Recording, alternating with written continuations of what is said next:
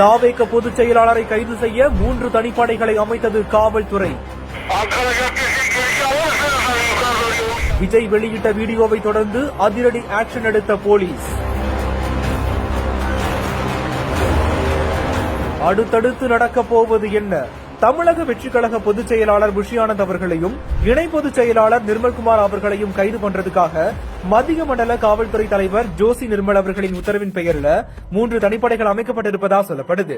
கடந்த 27ஆம் தேதி கரூர் மாவட்டத்தில் தாவேக தலைவர் விஜய் பிரச்சார பயணம் மேற்கொண்ட போது கூட்ட நெரிசல்ல சிக்கி 41 பேர் உயிரிழந்த சம்பவத்தை தொடர்ந்து ஏற்கனவே தாவேக நிர்வாகிகளான கரூர் மாவட்ட செயலாளர் மதியழகன் மற்றும் மாநகர நிர்வாகி மாசி போன்ராஜ் ஆகியோரை காவல்துறையினர் கைது செய்துள்ள நிலையில தற்போது கழக பொதுச் செயலாளர் புஷி ஆனந்த் மற்றும் இணை பொதுச் செயலாளர் நிர்மல்குமார் ஆகியோரை கைது செய்ய தனிப்படை அமைக்கப்பட்ட சம்பவம் பெரும் பரபரப்பை ஏற்படுத்தியிருக்கு. தாவேக தலைவர் விஜய் வீடியோ வெளியிட்டிருந்த நிலையில காவல்துறையினர் தற்போது இந்த ஒரு நடவடிக்கை எடுத்திருப்பது பரபரப்பு கிளப்பியிருக்கு.